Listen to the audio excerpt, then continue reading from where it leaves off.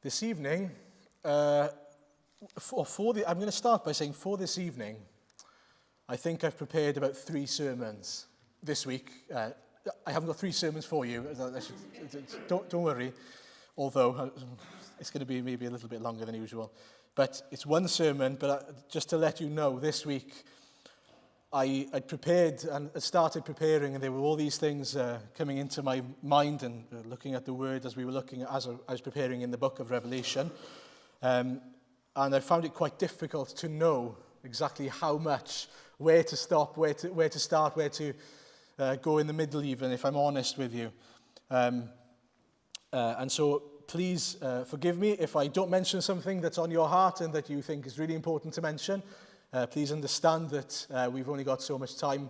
I would say having a Bible tonight would be extremely helpful. They are in the back there. I was already giving you an example, which is fantastic, in what we should be doing, picking up our Bibles, opening them up to the book of Revelation.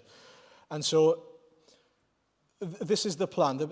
We've been going through a series called What is Church? And up until this point, we've seen lots of things, how we are chosen, loved, redeemed, and called to be followers, disciples of Christ, and by believing, we have become living stones in the temple that is the church. Okay? And while we are on earth, we are here to know, to bring glory to, and to further the kingdom of Christ. That's our goal in life. Now, in the book of Revelation, we have so many things, and most of it is about the future. And now, that's important. That matters to the church, because in the book of Revelation, what we have is information and assurances, promises that God makes to his people so that we are informed, so that we are assured, so that we are blessed by it. And so, just as Paul says to the Thessalonians recently, not that long ago, we looked at the book of letters to the Thessalonians, and Paul says there, doesn't he, brothers and sisters, we do not want you to be uninformed about these things, so that we do not grieve as those without hope. In other words, knowing what is to come, knowing the promises, knowing the information of the book of Revelation isn't just knowing information, it changes the way we live now. It changes the way we act now. It changes the way we preach the gospel now. Because we know it has an impact on what is to come. So think about it as this is something we need to know, and we need to change the way we live according to what we find out in this book. And so we need to be asking those questions, and that's the hope this evening, is that we would see why it matters so much. So for example, the fact that Jesus is returning, and just as Christ was resurrected, he will resurrect his people who have fallen asleep in Christ. That changes the way we grieve now, today. That has an impact. I hope we can see that. And so our hope is that as we go through the book of Revelation, we won't go through everything at all whatsoever, really, but looking at perhaps the headlines of the book of Revelation, we will see some of the things that give us assurance, peace, hope, encouragement, challenge this evening. And hopefully we can pray then, Holy Spirit, apply this to my life. Make it so that it changes the way I live now, today. In light of the truth that you've shown us, change me. That's my hope, that we would not only grow in our joy and our excitement for the return of Christ, but that it would impact the way we live our lives now. Sometimes I look at the news. If I'm short on time, I'll look at the news on my app, and what I'll do is I'll just look at the headlines. And that's sort of what we're going to do this evening. Just look at the headlines, if you like, some of the headlines, not all of them, of the book of Revelation. And as I was going through it, I was reminded of how frustrating it can be sometimes to look and read through the book of Revelation and see so many things that can confuse us, that we don't understand, that we're trying to work out the timelines of it. Is it symbolic? Is it literal? What is it? How can we understand? But suddenly, I'll be honest with you, I think it was on Thursday, I was hit by a deep sense of peace as I was reminded that God has done something amazing in the book of Revelation. He's given us so much information there. He's given us enough information for us to leave the book, having read it, with joy, peace, and assurance, but at the same time that we don't go away full of pride, thinking that we are like God, knowing everything. So it reminds us that we're not like God, knowing everything. If you think that you figured out the book of Revelation, you think you're God, frankly, as far as I'm concerned. But what I mean by that is every intricate detail of it. Now, that's not to say that we shouldn't study the book, seek God in the book, seek the truths of the book. Of course we should. Seek to understand it better and more every time we come to the book. But at the same time that we understand, God reveals certain things to us and he keeps certain things from us so that we are continually trusting in him. Continually trusting in him for those small details to be revealed in God's timing. And so, in the book of Revelation, we have lots of sections. We've looked at chapter 1, where Jesus reveals his glory to us. Take a look and scan it if you would like, where you see who Jesus is in sort of described to us, and who his person is. Again, that's symbolic, a lot of it, but to reveal his character as being perfect and holy and powerful, almighty. And then chapters 2 and 3, in the last few weeks, we've been looking at the message to the church. This is what Jesus has to say now, the here and now, that is in need of dealing with in terms of where the church is at, but he also encourages them in terms of the good and the bad within their church. And then we look at chapter 4. And please turn with me to chapter 4. What we are given here is sort of John is given a vision of now a throne in heaven, the throne room, if you like, of God. And in that throne room, there are lots of things described to us, who God is himself and heaven, if you like, but also a scroll. And then between that and chapter 5, we hear about this scroll that is closed. If you like, it's a closed book and there's a seal on it. And it's declared that nobody is worthy to open it other than the Lion of Judah and the root of David. It says, it's the same person, the Lion of Judah, the root of David. But when John looks, he doesn't see a lion or a root, he sees a lamb that's slain, who opens the scroll. And we'll come back to that in a minute. But what we see in the headline, if you like, here is there is a heaven and there is a God. And in heaven, we will see that only Jesus is worthy and trustworthy to open this scroll. The scroll being the information about what will happen between then and the return of Christ, the final day of judgment and the reign of Christ. Okay? And so try and think about that now. Jesus is the only one who can reveal that to us. And he does it through the book of Revelation. That's what he unfolds to us through the book of Revelation. Then what will happen between that point and the return of Christ, the final judgment and eternal life in heaven and earth, a new heaven and new earth. Okay, but why does that matter? Why does it matter to us that Jesus reveals these things to us? Well, it matters. There are implications because if we know that Jesus has told us what's going to happen between now and the end, this is where we need to turn to find out, isn't it? The rest of Revelation. We don't turn to the news. We don't turn to other outlets. We have the information right in front of us in God's word. And you might say to me, well, Aaron, that's a bit naive, isn't it, to say that? Surely there's more to it than that. They can help us maybe. Well, maybe a little bit, but this is the authority. This should shape the way we see life from now until the end. This is the authority for us. And I'll give you an example. This might hit a nerve with some people, that's okay. But I'm going to do it anyway because I think it's very important that we see the point. In the last few decades, we've seen people trying to save the planet. Climate change, right? Save the planet by recycling. This is what I'm saying, it might hit a nerve. That's okay. And so what they're telling us is, look, the planet is going to come to an end if things don't change. So we need to recycle. We need to look after the planet and save the planet by recycling. But if you know your Bible, there's a problem with that. Because the book of Revelation tells us that the earth is doomed. And that the earth will be consumed. The earth will come to an end.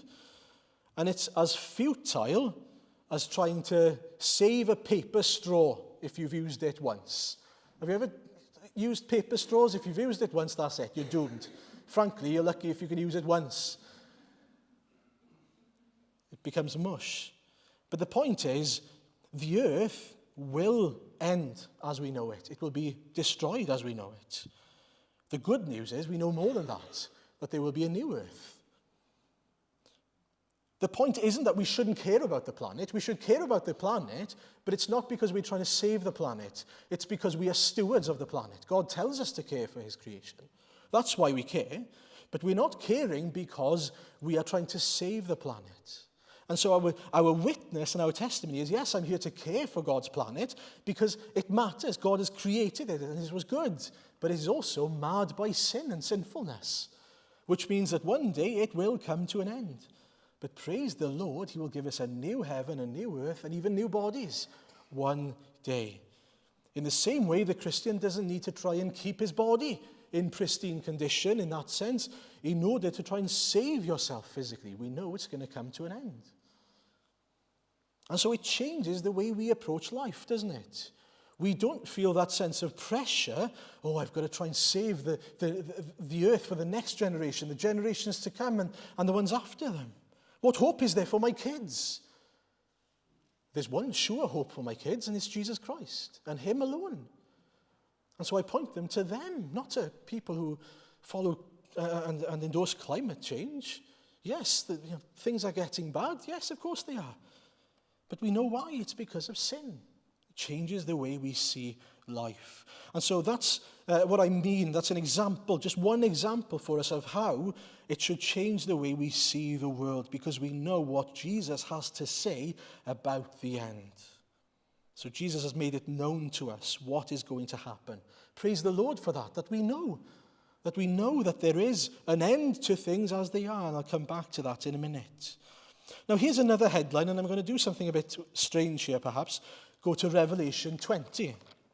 Now in Revelation 20, we have what you might call the 1,000-year reign of Jesus Christ. Okay? For those of you who aren't familiar with that, that's Jesus. Some people would take it as figurative, some as literal. So it depends if you're amillennial, premillennial, or postmillennial. And there are many other views in between as well, to be honest with you.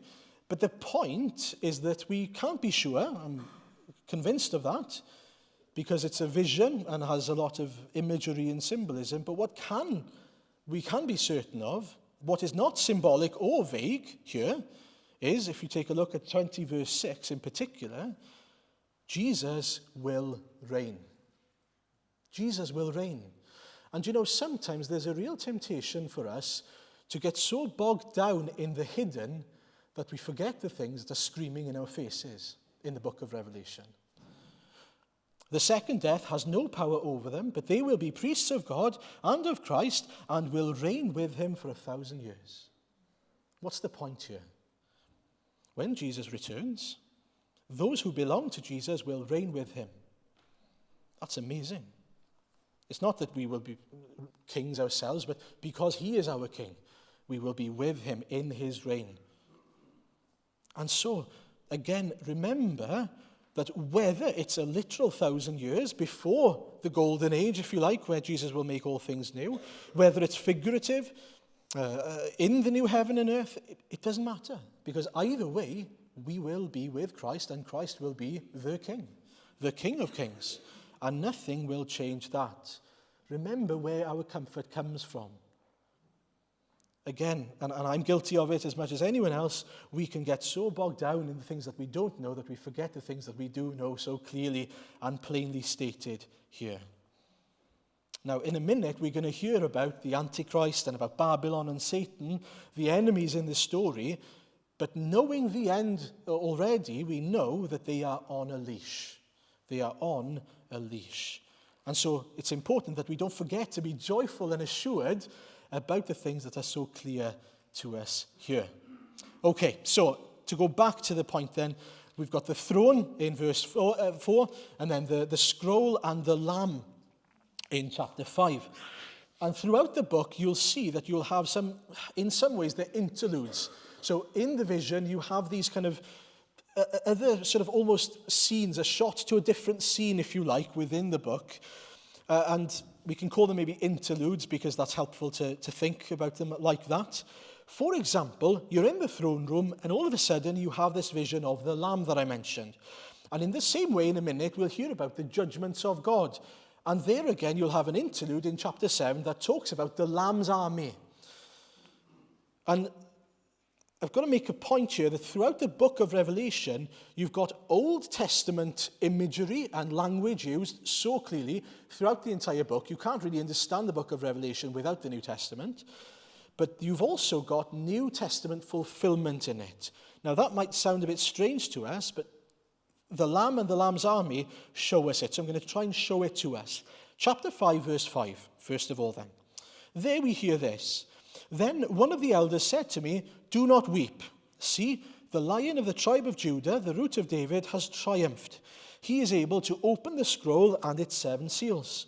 Then I saw a lamb, looking as if it had been slain, standing at the center of the throne, encircled by the 4 living creatures and the elders. So what have we got there? As I said before, he hears about the Lion of Judah, the Root of David. But what he sees is a lamb. In the Old Testament, the Messiah was prophesied as, Genesis 49, I believe it is, the lion. And then Isaiah 11, I think it is, the Root of David. And so the prophecy is this. This is who you've been waiting for. This is who you've heard about. Where is he seen? He is seen as the Lamb who was slain in Jesus Christ. And that's what we see that throughout the book of Revelation. In the same way then, the second picture, if you turn to chapter 7, John hears about 12 tribes of Israel that make up 144,000. I'm sure you've heard of that. But when he looks, what does he see? He doesn't see 144,000 in the 12 tribes. In verse 9 of chapter 7, this is what he sees. After this I looked, and there before me was a great multitude that no one could count, from every nation, tribe, people, and language, standing before the throne and before the Lamb. They were wearing white robes and were holding palm branches in their hands. And they cried out in a loud voice, "Salvation belongs to our God, who sits on the throne, and to the Lamb." Can you see what's happening? Old Testament pictures, that's the church, the old Israel, if you like, the original Israel fulfilled in the true Israel. It's amazing how we are seeing it worked out. What is promised there at the beginning of the book is fulfilled through Jesus in the church. There we will be. That's the church he's talking about, of course. All peoples from all languages, tribes, and nations coming with the Lamb by his throne. How amazing is that? And so it's that Lamb, Jesus, who opens the scroll. And this scroll tells us all about what's going to happen from that point on. And the first thing we hear then about that is, and you'll see it from chapter 6 onwards, is cycles or stages, if you like, of judgment. And so now we've got events, judgment events, if you like, and they are symbolized here by 3 things. Seals, not the animals. If you have a scroll, you have a wax seal that would close the seal. So you had 7 seals, and then 7 trumpets, and then 7 bowls. And those represent all sorts of different things. We're not going to be able to go down that road this evening, but what it does tell us is that there will be a time of tribulation, difficult times, hard times. Again, it depends on your interpretation of it. I would say it was a literal 7 years before the return of Jesus Christ. But it's a time where God will pour out his wrath. This is before his judgment, by the way, where things are going to get very, very difficult and people are going to be sinful. And what we hear is that there will be certain events, big events, like plagues, terrible events like war and big death tolls and conflict. And yet we are told in Revelation 9, verse 20, the rest of mankind who were not killed by these plagues still did not repent of the work of their hands. They did not stop worshipping demons and idols of gold, silver, bronze, stone, and wood, idols that cannot see or hear or walk, nor did they repent of their murders, their magic arts, their sexual immorality, or their thefts. And so God will pour out his wrath in terms of judgment acts, if you like, or judgment events, before he returns to ultimately, finally judge his people. And even then they will not repent, certain people. And at the same time, in chapter 6, we hear that some believers will be killed for their faith during that time. And so chapter 6, verse 9 to 11 in particular, when he opened the fifth seal, this is sort of how the seals represent different things. The fifth seal then represents this. I saw under the altar the souls of those who had been slain because of the word of God and the testimony they had maintained. They called out in a loud voice, "How long, sovereign Lord, holy and true, until you judge the inhabitants of the earth and avenge your blood?" Then each of them was given a white robe, and they were told to wait a little longer until the full number of their fellow servants, their brothers and sisters, were killed just as they had been. So it tells us that there would be more people who would be killed for their faith because people are persecuting them. So again, the headline, similar to what we see in the book of Thessalonians, is it's going to get hard. There will be tribulation before the return of Jesus.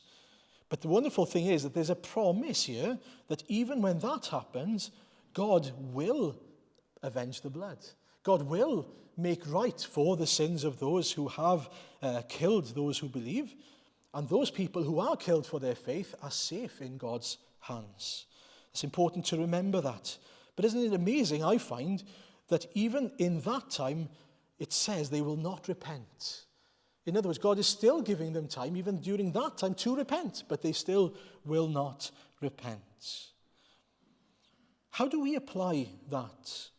Well, firstly, knowing that God is the ultimate judge who will avenge the blood of those who come up against the church, it's great to be able to say, I don't have to take things into my own hands.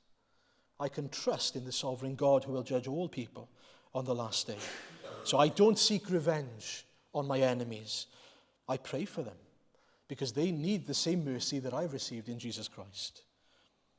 We trust then in the sovereign God who judges appropriately. Okay, so from sort of chapter 6 to chapter 11 really, and then chapters 15 and 16, you see these judgments of God revealed. But in the middle, again, we have some interludes. So in chapters 10 and 11 in particular, I want to draw your attention to some of that. There's another interlude, and there's an angel that comes to John and gives him a book or a scroll, depends on your version, and he has to eat it, which is a bit odd. I don't know if you eat books. There is apparently an illness, I found out, that some people have where they do eat paper, they eat books. Very strange. But I don't think that's John's problem here. So it echoes back to the book of Ezekiel, where, again, he's told to eat the scroll in the same way. But what we've got here is the word of God that is to be eaten and digested by John and the people of God. And the word of God, as we receive it, is sweet to the mouth, but interestingly, it's bitter once it's digested, it tells us in the book of Revelation now. And that's interesting, isn't it? That when we receive the word of God, it's sweet to the lips, but then when we digest it and see the full ramifications of God's judgment, it's actually quite bitter because we realize the full effects of God's judgment on his people, including the people we love but are lost in Christ. But then at the end of the chapter 10 and going into chapter 11, it tells us that even though there's evil in the world, God has his witnesses. God has his witnesses. In chapter 11, we are introduced to the two witnesses or two prophets, and it depends on your version, and a beast as well. And that's the Antichrist, by the way, a sort of superpower that will come, it seems. But his days are short, his days are already numbered, and he's doomed from the start. But what about these two witnesses then? How are they described to us? Well, verse 4 of chapter 11. They are the two olive trees, that's from the book of Zechariah, and the two lampstands, Revelation. And they stand before the Lord of the earth. If anyone tries to harm them, fire comes from their mouths and devours their enemies. I find that amazing. These witnesses of God, when they preach the word, they are defended by the words that come out of their own mouths, from their witness then. And so the point is, during the time of tribulation, you will still have God's people witnessing to those around, preaching the truth of God's word, even in the face of severe persecution. There they are, making God known, making Christ known. And the reason I wanted to point that out is to remember that whatever the situation we are in, even when the Antichrist comes, we don't need to be fearful, because the words that we have are words of life, and they are words that can devour the enemy. Words that devour the enemy. Remember that that's what the gospel is. Words that devour the enemy, who ruin the work of Satan and bring people from the darkness, from the kingdom of darkness to the kingdom of light. That's true today, and that will be true until Christ returns. Now, to read on in chapter 11, verse 7, he says, when they have finished their testimony, the beast that comes from the abyss will attack them and overpower and kill them. Their bodies will lie in the public square of the great city, which is figuratively called Sodom and Egypt, where also their Lord was crucified. For 3.5 days, some from every people, tribe, language, and nation will gaze on their bodies and refuse them burial. The inhabitants of the earth will gloat over them and will celebrate by sending each other gifts, because these two prophets had tormented those who live on the earth. Isn't that interesting that the witnesses torment those who live on the earth? That's what the witness of the gospel does. It torments people. If they refuse to accept it, it will torment them. Verse 11, but after 3.5 days, the breath of life from God entered them, and they stood on their feet, and terror struck those who saw them. Then they heard a loud voice from heaven saying to them, come up here. And they went up to heaven in a cloud, while their enemies looked on. At that very hour, there was a severe earthquake, and 1/10 of the city collapsed. God's judgment again.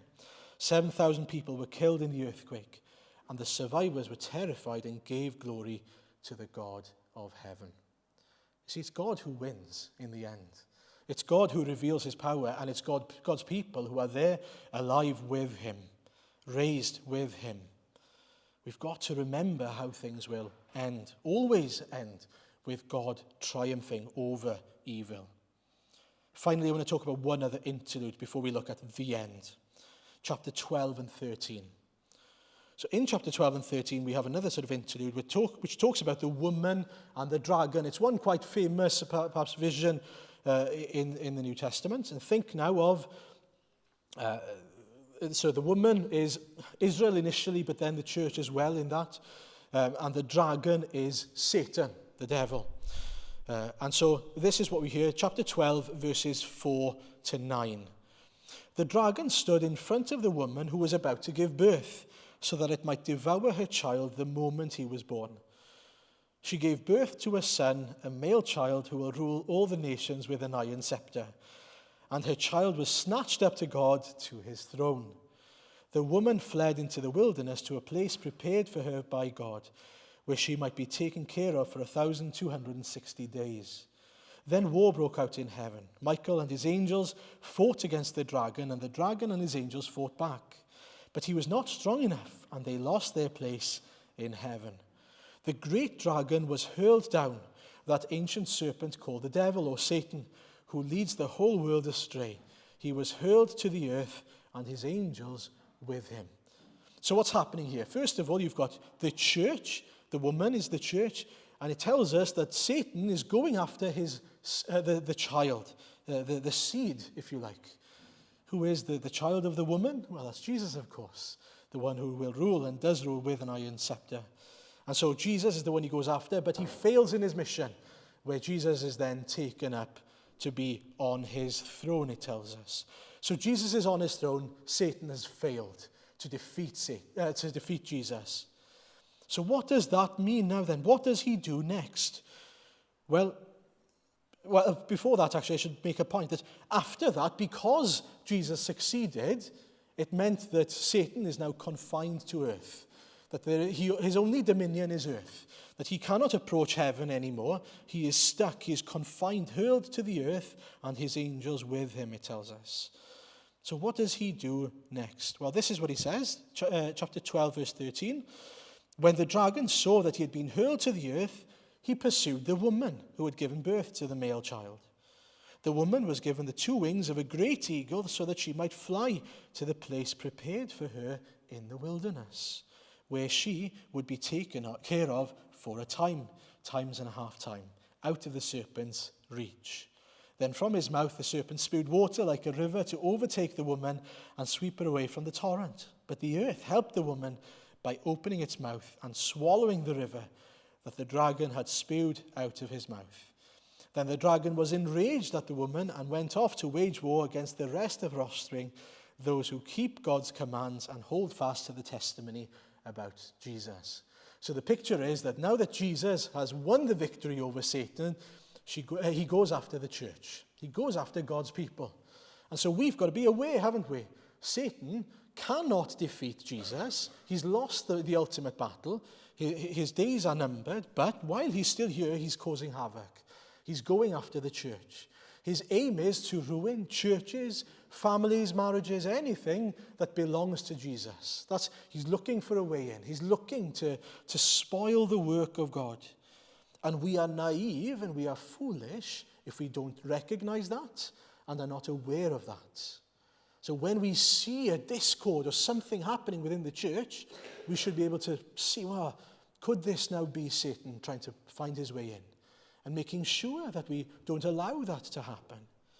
And that we are eager and on guard when it comes to these things. That we are alert and sober-minded.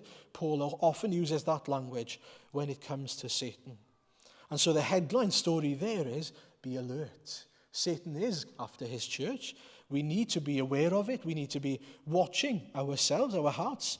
But more than watching ourselves, thinking that we protect ourselves, hiding ourselves in Christ, in all things, always returning to the rock that is Jesus Christ, standing on him, not going astray, not looking elsewhere, sticking in Christ Jesus. Now, time is basically gone, but we're going to finish with this on a high at the end. So from that point on, there are certain other things that talk again about the judgment of God and the 7 bowls of God's wrath in particular, and other things as well. We're not going to cover everything at all.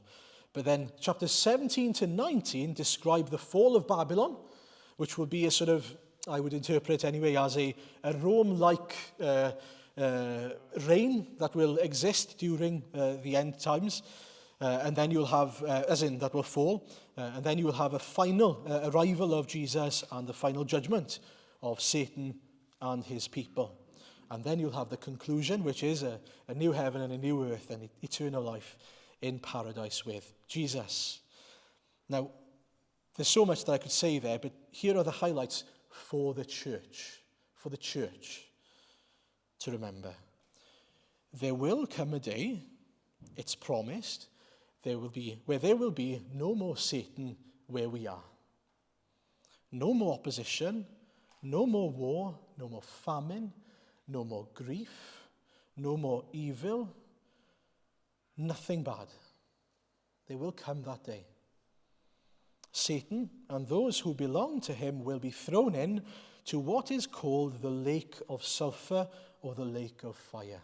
He will be dealt with once and for all, where he and his people will face torment for the rest of their days, it tells us. Now, firstly, we need to say hallelujah, because life as we know it is not the end. Do you know, we can get so used to sin that we can't imagine life without it. We get used to it and we sort of settle in it. Remember, there will be a day where we don't feel pain, grief, sorrow. That's amazing. That there will be a day where there's none of that. No illness, no trials, no temptations, none of it. It'll all be taken care of. Praise the Lord that he has appointed a day where that is going to happen. Hallelujah. But it's bittersweet, because at the same time, what I just said is that Satan and those who belong to him will be thrown into the lake of fire. Will be thrown. And it's unavoidable, isn't it? We read verses like Revelation 20, verses 14 and 15.